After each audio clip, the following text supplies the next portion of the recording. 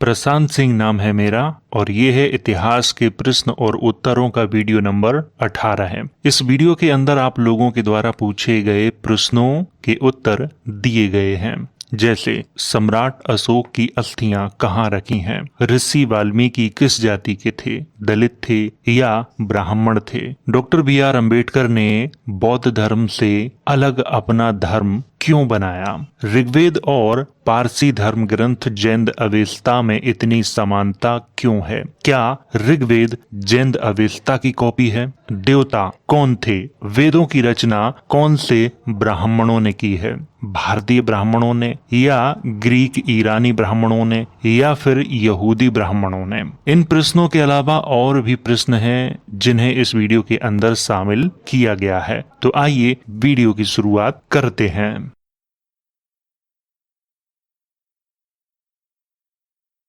पहला प्रश्न है, प्रशांत जी, राजा बलि असुर थे आपके अनुसार? असुर यज्ञ बलि आदि को नहीं मानते थे, तो फिर राजा बलि ने अश्वमेध यज्ञ क्यों किया, इसका उत्तर देने की कृपा करें। मैं भी तर्कशील विचारों का समर्थक हूँ। सबसे पहले तो मेरे अनुसार न कोई असुर है, न कोई दैत्य है, न कोई दानव है। ऐसा ब्राह्मणिक ग्रंथों में लिखा है, वही मैंने आपको बताया है। आपका जो प्रश्न है उसका उत्तर मैं आपको देता हूँ। पिछले वीडियो में मैंने शुरुआत में ही कहा था कि ये एक धार्मिक कहानी है जो ब्राह्मणिक ग्रंथों और पारसी ग्रंथों से ली गई है।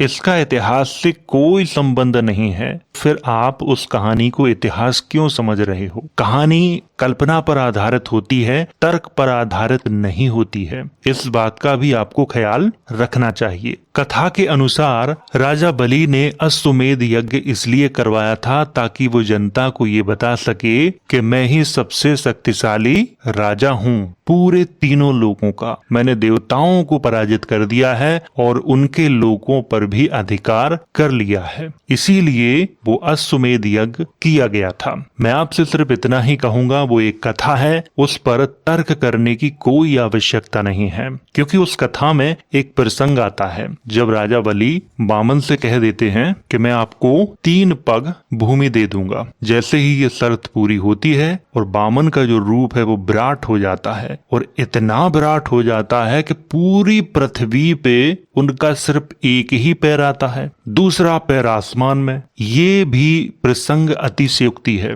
इसीलिए मैंने प्रारंभ में ही कहा था कि ये एक कथा है, इसे इतिहास समझने की भूल ना करें। तो उस धार्मिक कथा को आप सिर्फ कथा ही समझें, इतिहास नहीं। अगला प्रश्न है, सर, सम्राट अशोक दुनिया में इतने बड़े राजा थे, तो उनके मरने के बाद उनकी अस्थियों पे स्तूप या उनकी कोई समाधि तो बनाई होगी। अगर बनाई थी तो आज कहाँ है?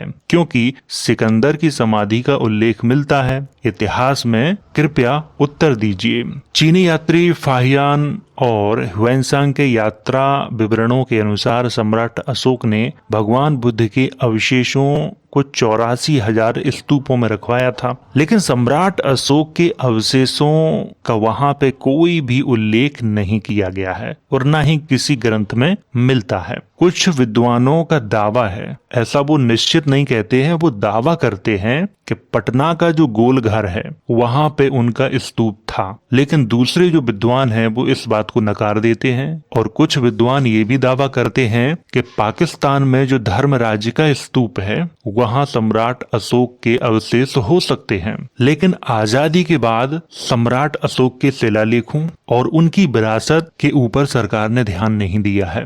जितना अंग्रेज उत्खनन करके चले गए उससे थोड़ा बहुत उत्खनन हमारी सरकारों ने किया है, इससे ज्यादा नहीं किया है। तो अशोक की अस्थियां कहाँ रखी हैं ये कोई भी विद्वान आपको नहीं बता सकता। सारे लोग अनुमान लगा सकते हैं, लेकिन निश्चित तौर पर ये कोई नहीं कह सकता कि इस स्तूप में सम्राट अशोक के अवशेष हैं, और किसी भी ग्रंथ में इसकी कोई भी चर्चा नहीं की गई है। तो ये कह पाना बहुत मुश्किल का काम है। अगला प्रश्न है, सर, मुझे ये जानना था कि बाबा साहब ने नवयान की शुरुआत क्यों की? उन्होंने थेरवाद, हीनयान, बौद्ध धर्म की शाखा को क्यों नहीं अपनाया। और कुछ लोगों का कहना है कि नवयान शाखा सिर्फ आम्बेडकर, फुले और पेरियार के विचारों से बनी है। इसमें बुद्ध के विचार अपेक्षाकृत कम हैं, इसीलिए लोग इसे नव बौद्ध भी कहते हैं।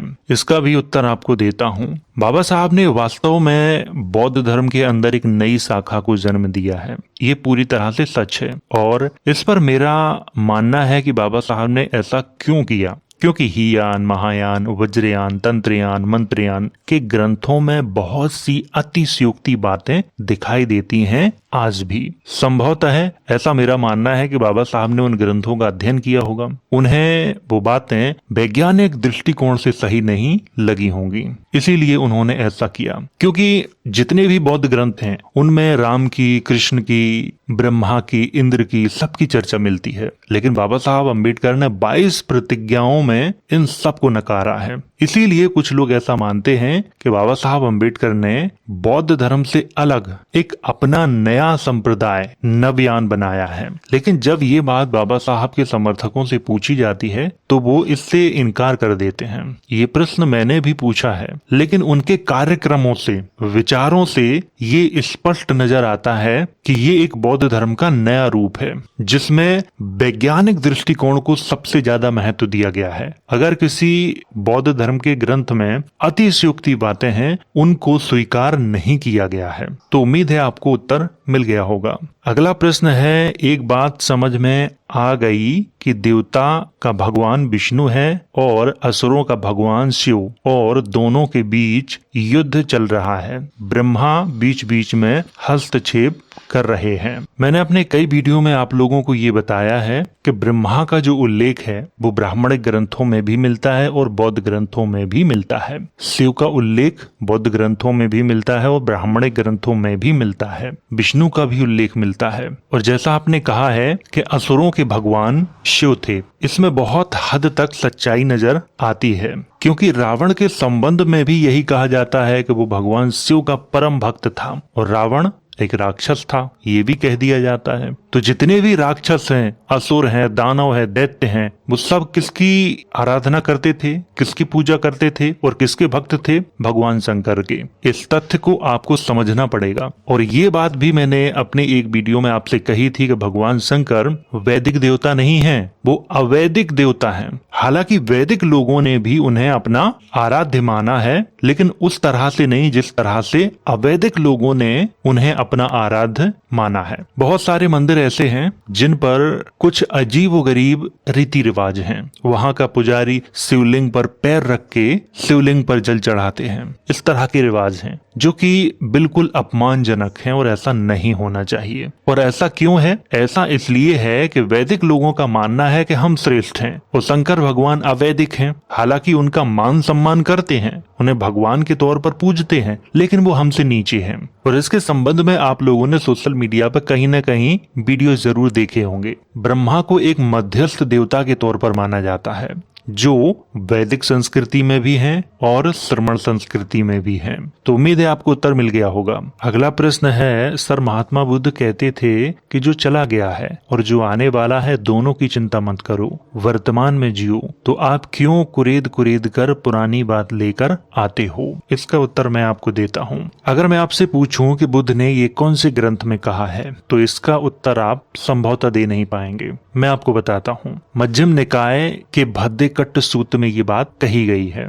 वहां पर बुद्ध कहते हैं, जो बीत चुका है उसका पीछा मत करो, जो अभी आया नहीं है उसकी भी प्रतीक्षा मत करो। जो अतीत था वह त्याग दिया गया है, जो भविष्य है वह अभी आया नहीं है, परंतु जो वर्तमान धर्म है उसे यथार्थ रूप से समझो और देखो, ये कहा गया है। आपने अंत में कहा है, तो आप क्यों कुरेद कुरेद कर पुरानी बात लेकर आते हो? इसका उत्तर भी मैं आपको देता हूँ। ये प्रश्न उन लोगों के दिमाग में आता है जो ये चाहते हैं कि इस देश के लोगों को भारत का जो सच्चा इतिहास है वो ना बताया जाए, इस देश की जनता को अंधकार में रखा जाए, उसे जातिवाद में बांध के रखा जाए, उसे वर्णवाद, छुआछूत, ऊंच नीच की भावना में बांध के रखा जाए। ये प्रश्न उन लोगों के दिमाग में आता है और उन्हें ही सबसे ज्यादा आपत्ति होती है कि आप भारत का सच्चा इतिहास क्यों लोगों को बता रहे हो। आपको नहीं बताना चाहिए।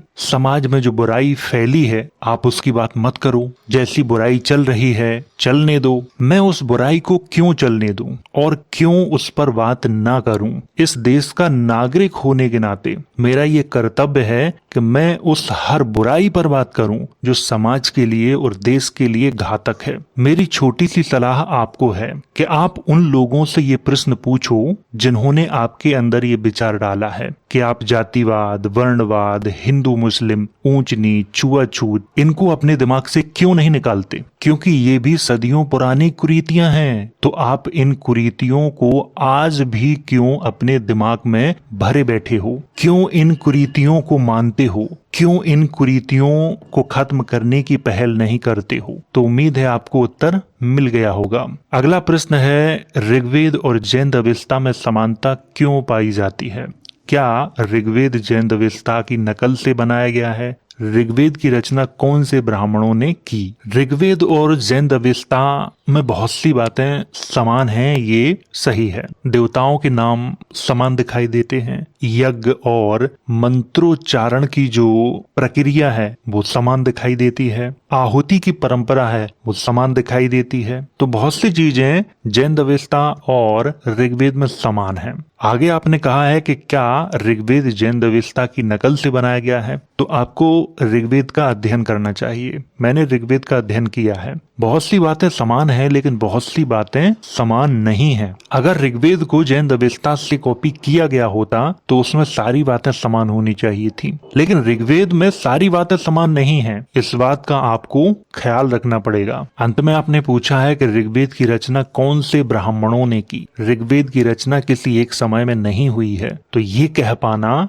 कि ऋग्वेद की रचना कौन से ब्राह्मणों ने की है उचित नहीं होगा, क्योंकि ऋग्वेद का जो प्रारंभिक रूप है उसमें वर्ण व्यवस्था भी नहीं है। वर्ण व्यवस्था भी ऋग्वेद में बहुत बाद में लोगों ने डाली ताकि वर्ण व्यवस्था को प्राचीन साबित किया जा सके। हमें इस तथ्य का भी अच्छे से ख्याल रखना पड़ेगा और ऋग्वेद को लिखित रूप बहुत बाद में दिया गया है। अगला प्रश्न है, सर आप बताएं आज इस इतिहास को जान के क्या मिलेगा? आप सिर्फ आज के जीवन के लिए राइट धर्म कौन सा है?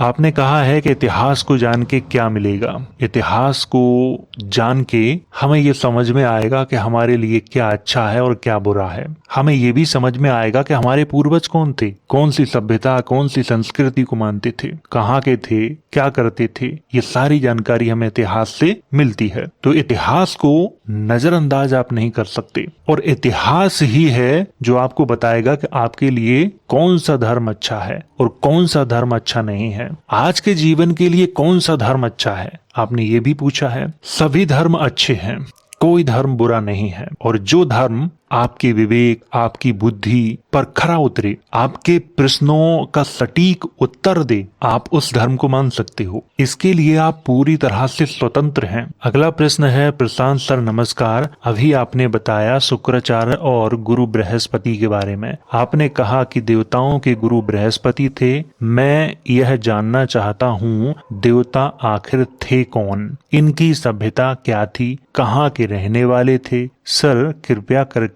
इस पर प्रकाश डालें। देवताओं के बारे में अगर आप भाषाओं पर ध्यान दोगे, पाली के बारे में बात करते हैं कि वहां देवता किसको कहा गया है? जिसने मोह, माया, तृष्णा, राग, द्वेष पर विजय पाली हो, जो महान हो, जो दयावान हो, वो देव है अर्थात देवता है। और संस्कृत भाषा में और बढ़ा चढ़ा के इसके बारे में बात की गई है। वहां पर देवता किसे कहा गया है? जो तेजस्वी हो, ईश्वर हो, जिसके अंदर दैवीय शक्ति हो, जो चमत्कार कर सकता हो, जो सृष्टि के नियमों में बदलाव कर सकता हो, वो देवता है। और ईरान की जो प्राचीन भाषा है अवेस्ता, उसमें देवताओं को क्या कहा गया है? असुर, दैत्य, झूठा, शराब पीने वाला, शोषण करने वाला, इस तरह के नामों से संबोधित किया गया है देवताओं को। वहां देवताओं को अच्छा नहीं माना जाता है, हमारे यहाँ देवताओं को अच्छा माना जाता है। ग्रीक में देवताओं को भगवान माना जाता है। यहूदी और ईसाई परंपरा में भी देवता को परमेश्वर माना जाता है। ये कहाँ के रहने वाले थे, कौन थे, कथाओं में इनकी जानकारी मिलती है। इनका इतिहास उपलब्ध नहीं है, न इनके कोई ऐतिहासिक प्रमाण मिलते हैं। देवताओं की मूर्तियां मिलती हैं जो कि राजाओं ने बनवाई, लेकिन देवताओं के खुद के कोई प्रमाण नहीं है। और मेरा व्यक्तिगत अनुमान ये है कि धर्म वालों ने स्वयं को उच्च दिखाने के लिए ये शब्द बनाया है। जैसे ईरान के पारसी धर्म में देवताओं को अच्छा नहीं बताया गया है, मदिरा पीने वाला, झूठ बोलने वाला, शोषण करने वाला ये कहा गया है। वहीं अन्य संस्कृतियों में उन्हें भगवान कहा गया है।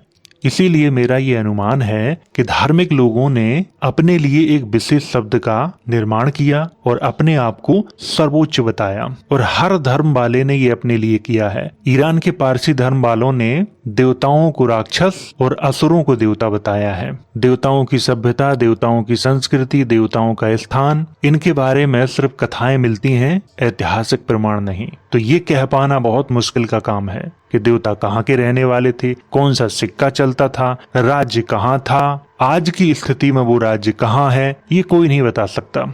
अगला प्रश्न है सुरासुर, सुर असुर संग्राम था। सुर अर्थात मदिरा पान करने वाले, असुर मदिरा पान नहीं करने वाले। ये बात सही है। जैसा आजकल हमें बताया जाता है धार्मिक लोगों के द्वारा कि जो शराब पीते हैं, जो गांजा पीते हैं, वो लोग अच्छे नहीं होते हैं। लेकिन जो देवता थे वो शराब पीते थे, मदिरा पान करते थे, लेकिन उसको सोमरस कहा जाता था, अर्थात वो सोमपान करते थे। और जो असुर थे वो सोमपान नहीं करते थे, अर्थात वो शराब नहीं पीते थे। आजकल की दृष्टि से ये परिभाषा आपको विपरीत नजर आएगी, लेकिन ये परिभाषा सही है। जैसे देवताओं के राजा इंद्र के बारे में कहा जाता है कि वो सोमपान करते थे, अर्थात मदिरा पान करते थे वो। अगला प्रश्न है सर, ऋग्वेद की रचना किन ब्राह्मणों ने किया है? यहूदी ब्राह्मण, यूनानी ग्रीक ब्राह्मण या फिर पारसी ब्राह्मण? प्लीज मेरे इस प्रश्न को जरूर शामिल करें आप सर। आपके प्रश्न को शामिल किया गया है और इसका उत्तर मैं आपको दे चुका हूं पीछे कि ऋग्वेद की रचना या वेदों की रचना और किसी एक व्यक्ति ने इसकी रचना नहीं की है। अलग अलग समय पे अलग अलग रचना हुई है। प्रारंभिक जो ऋग्वेद है उसमें वर्ण व्यवस्था भी नहीं थी, ये वर्ण व्यवस्था भी उसमें बाद में शामिल की गई। तो वेदों की रचना अलग अलग समय पे हुई है। तो पूरी तरह से ये कह पाना कि वेदों की रचना कौन से ब्राह्मणों ने की है, ये बहुत मुश्किल हो जाएगा, क्योंकि आजकल जो हमारे पास वेद उपलब्ध हैं वो अंग्रेजों के समय के हैं, और अंग्रेजों के समय में संस्थाओं के द्वारा वेदों की रचना हुई है। अंग्रेजों के समय में कोई ऋषि मुनि तो थे नहीं जो वेदों की रचना करते, कुछ विशेष संस्थाएं थीं, उनके द्वारा वेदों की रचना की गई है, और वही हमारे पास आज मौजूद हैं। अगला प्रश्न है सर, क्या केवट और निषाद जाति दोनों एक हैं या अलग अलग? क्योंकि निषाद जाति का वर्णन पुराणों में मिलता है जबकि केवट का वर्णन रामायण में मिलता है, ऐसा क्यों सर? इस विषय पर वीडियो बनाएं और मेरा कंफ्यूजन को दूर करें। आपने ठीक से लिख नहीं पाया है, लेकिन मैं आपके प्रश्न को समझ गया हूँ कि आप क्या पूछना चाह रहे हैं। ऋग्वेद और ब्राह्मण ग्रंथों में निषाद का उल्लेख आता है। मनुस्मृति में निषाद को एक मिश्रित जाति बताया है। मिश्रित जाति का अर्थ होता है कि ब्राह्मण पिता और शूद्र माता से उत्पन्न व्यक्ति को निषाद कहा जाता है, ऐसा मनुस्मृति में लिखा है। महाभारत और रामायण में निषाद लोग वन प्रदेश, नदी के किनारे और आदिवासी क्षेत्रों में दिखाए गए हैं। निषाद जाति का संबंध मछली पकड़ने, नौका विहार जैसे व्यवसायों से रहा है। और केवट जो शब्द है वो संस्कृत के कैवर्त से आया है। इसका अर्थ होता है नाविक या मछुआरा। रामायण में एक प्रसिद्ध प्रसंग है जब श्री राम, सीता और लक्ष्मण गंगा पार करना चाहते थे, तब उन्हें केवट नाव लेकर आते हैं, ऐसा प्रसंग मिलता है। यहाँ पर जो केवट शब्द है वो स्पष्ट रूप से एक पेशेवर नाविक, मल्लाह समुदाय के रूप में दिखाया गया है। और जातक कथाओं की बात करें तो निषाद का उल्लेख वहां भी मिलता है। उन्हें वन प्रदेश, शिकार, मछली पकड़ने वाले समुदाय के रूप में दिखाया गया है। निषाद के संबंध में एक जातक कथा ही मिलती है, निषाद जातक कथा। दोनों के मध्य में बहुत समानता है और दोनों को आजकल एक ही माना जाता है। और ये दोनों एक ही हैं, अलग अलग नहीं हैं। प्राचीन समय में इनके अलग अलग कार्य हमें दिखते हैं, लेकिन आज की दृष्टि से अगर हम देखें तो इनके अलग अलग कार्य नहीं हैं। अब बहुत कम लोग हैं जो नाव चलाते हैं, जरूरत नहीं पड़ती है। प्राचीन समय में नाव की जरूरत पड़ती थी, लोग नाव चलाते थे। और अब इस जाति के लोग नाव चलाने में इतना विश्वास नहीं करते हैं। इतना विश्वास वो पढ़ाई लिखाई में और अपना खुद का व्यवसाय करने में करते हैं। तो निषाद और केवट को अलग अलग ना समझें, ये एक ही हैं और इसमें कंफ्यूज होने की कोई बात नहीं है। अगला प्रश्न है, सर गुप्त राजा ईरानी थे, इसका क्या आर्कियोलॉजिकल प्रूफ है? और अगर गुप्ता राजा ईरानी थे तो उनके पूर्वजों का इतिहास क्या है? क्या उन्होंने भी हमला किया था? यदि हाँ तो कब और किस नाम से? प्लीज आंसर दें। इसमें बहुत सारे प्रश्न हैं, लेकिन मैं आपको एक ही प्रश्न का उत्तर दे रहा हूं। इस विषय पर मैं वीडियो बनाऊंगा, तब उस वीडियो में आपको सारे प्रश्नों के उत्तर मिल जाएंगे। आपने पूछा है कि गुप्ता राजा ईरानियन थे, इसका आर्कियोलॉजिकल प्रूफ है? तो इसका उत्तर है हाँ। पहला प्रमाण मैं दे रहा हूं, एरण का बराहा लेख, उसे आप पढ़ लेना। दूसरा जो प्रमाण है वो एरण से ही है, समुद्रगुप्त का अभिलेख, उसे पढ़ लेना। और तीसरा जो प्रमाण है वो भी एरण से ही है, एरण पिलर जो गोपराज का है, उसे पढ़ लेना। इन तीनों लेखों को पढ़ने के बाद ईरान के सासानी राजा हैं, उनके अभिलेखों का अध्ययन करना। आपको समझ में आ जाएगा कि गुप्ता राजाओं का संबंध ईरान से है या नहीं है। यहाँ पर मैं किसी किताब का उदाहरण नहीं दे रहा हूँ, क्योंकि किताबों में बहुत फर्जी बातें होती हैं। यहाँ पर मैं अभिलेखों का उदाहरण दे रहा हूँ। ईरान के जो सासानी राजा थे उनके अभिलेखों का आप अध्ययन कर लेना, आपको सब कुछ समझ में आ जाएगा।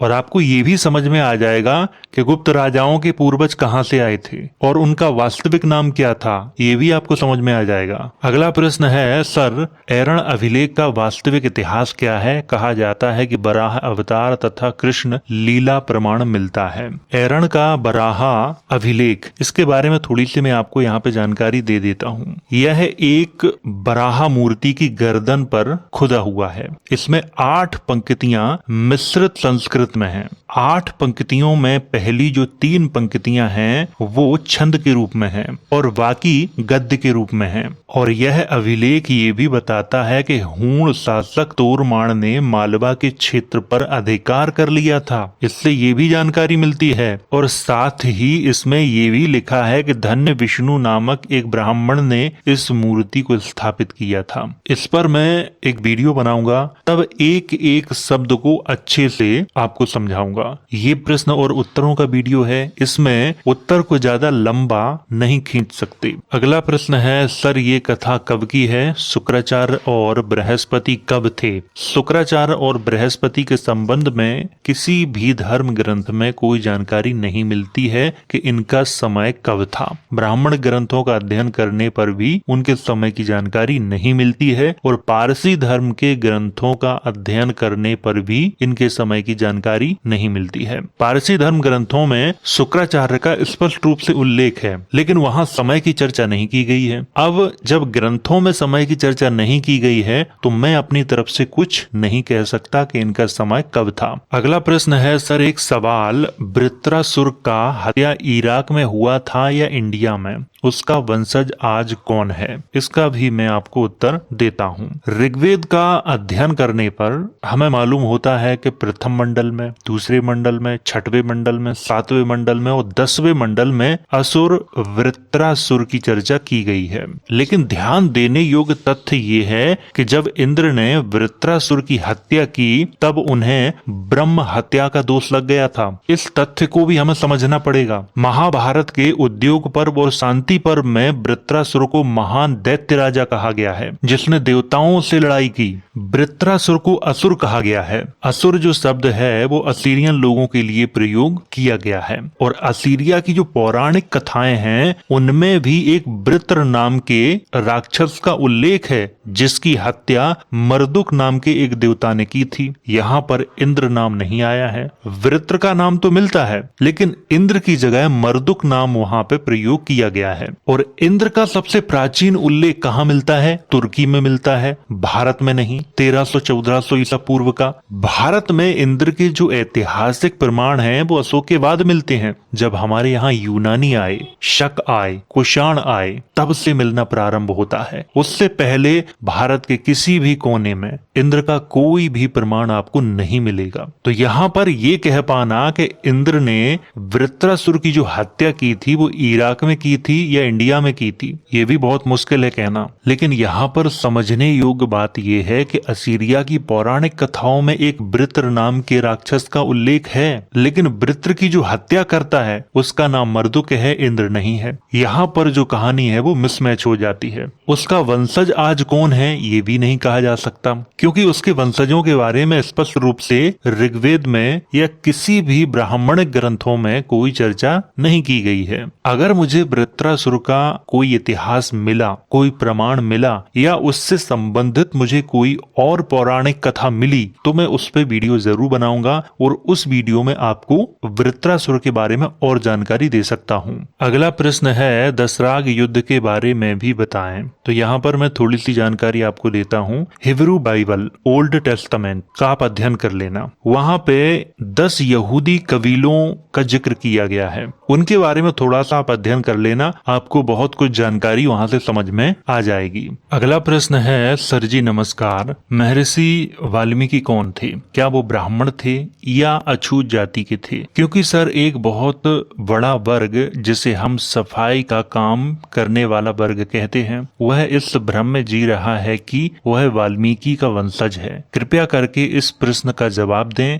या इस पर एक वीडियो बनाएं। वीडियो बनाने के लिए मेरे पास पहले से ही बहुत सारे टॉपिक हैं, इतने टॉपिक हैं कि मैं वीडियो नहीं बना पा रहा हूं उन पर। तो इस प्रश्न का जवाब मैं आपको यहीं पर देता हूं। रामायण का मैंने अध्ययन किया है, उसमें वाल्मीकि को निम्न जाति का नहीं बताया गया है। आदि कवि कहा गया है उन्हें। आदि कवि का अर्थ होता है प्रथम कवि। परंपरा में उनका नाम था रत्नाकर और वो पहले एक वनवासी थे, शिकार करते थे। नारद मुनि के उपदेश से उन्होंने राम राम जप किया और अंत में वो महान ऋषि बन गए, ऐसी कथा मिलती है हमें। लेकिन यहाँ पर भी कोई ऐसा शब्द प्रयोग नहीं किया गया है जिससे हम ये साबित कर सकें कि महर्षि वाल्मीकि अछूत जाति से थे, निम्न जाति से थे। वाल्मीकि ऋषि को वैदिक परंपरा में एक महान ऋषि का दर्जा दिया जाता है। जितने भी ब्राह्मणिक ग्रंथ हैं, किसी भी ग्रंथ में उनको अछूत जाति का या निम्न जाति का नहीं लिखा गया है। और अब बात करते हैं कि हकीकत क्या है इसकी।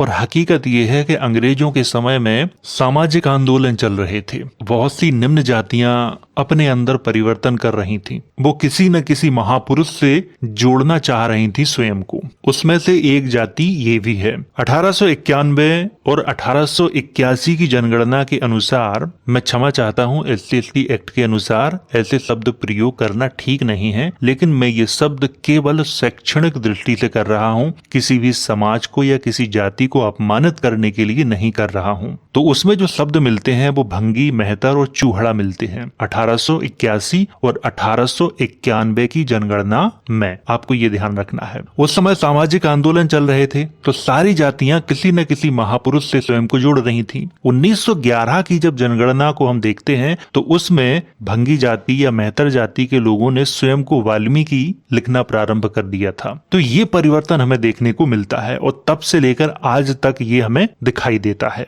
वैसे वाल्मीकि का कोई सीधा संबंध इस जाति के लोगों से नहीं है, ये है वो हकीकत। लेकिन यहाँ पर ध्यान देने योग्य तथ्य ये है कि केवल ये कार्य इस जाति के लोगों ने ही नहीं किया। काछी जाति के लोगों ने इसी समय स्वयं को कुशवाहा लिखना प्रारंभ किया, अहिर जाति के लोगों ने स्वयं को यादव लिखना प्रारंभ किया और कुम्हार जाति के लोगों ने स्वयं को प्रजापत लिखना प्रारंभ किया, ताकि वो अपना संबंध दक्ष प्रजापति से जोड़ सकें। तो इस तरह की अनेक जातियां हैं जिन्होंने ये कार्य किए हैं अंग्रेजों के समय में। इसमें कोई गलत बात नहीं है। अगर कोई समाज किसी महापुरुष से या किसी भगवान से स्वयं को जोड़ रहा है तो वो उसकी आस्था का विषय है। तो उम्मीद है आपको उत्तर मिल गया होगा।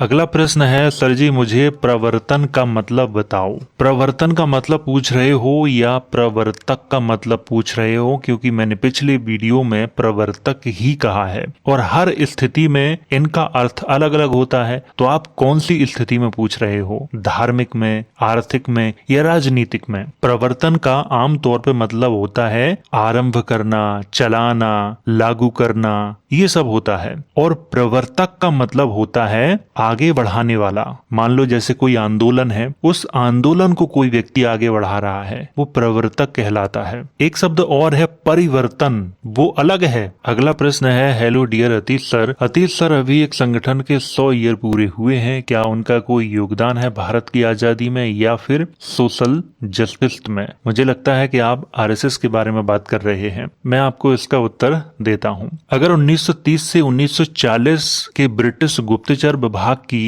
रिपोर्टों को अगर आप देखोगे तो उन रिपोर्टों में सीधा लिखा है कि आरएसएस ने सीधे तौर पे स्वतंत्रता संग्राम में हिस्सा नहीं लिया था। अप्रत्यक्ष रूप से लिया होगा तो उनके बारे में कोई जानकारी नहीं है, लेकिन प्रत्यक्ष रूप से उन्होंने हिस्सा नहीं लिया था। अगर प्रधानमंत्री जी ऐसा कह रहे हैं तो उन्होंने कुछ सोच समझ के कहा होगा। और भारतीय संविधान के अनुसार हर व्यक्ति को बोलने की आजादी है। अगर किसी को ऐसा लगता है कि आरएसएस ने आजादी में हिस्सा लिया था तो वो उसका विचार है, क्योंकि हमारा जो संविधान है वो अपने विचार रखने की भी आजादी देता है। अगला प्रश्न है, सर जी नमस्कार, इस जानकारी के लिए धन्यवाद। आपने बताया कि राजा वली का राज्य किस तरह उनसे छीन लिया गया, बाद में पाताल लोक का राजा बना दिया गया। आपने बताया कि पाताल लोक पाकिस्तान में सियालकोट का क्षेत्र है। क्या यह सही घटना है? सही इतिहास क्या है? ये एक पौराणिक कथा है, इसे इतिहास से न जोड़ो। लेकिन आधुनिक जो पाकिस्तान है उसमें जो सियालकोट है उसके पास एक जगह है पातालपुरी। कुछ विद्वान उसे प्राचीन समय का पाताल लोक मानते हैं। अब उसका इतिहास से क्या संबंध है, ये एक बहुत बड़ा रिसर्च का विषय है, तो इसके बारे में कुछ स्पष्ट रूप से कहा नहीं जा सकता है। अगला प्रश्न है, सर ऋग्वेद के कृष्णा और जातक कथा के कृष्णा में समानता है या फिर दोनों अलग अलग हैं?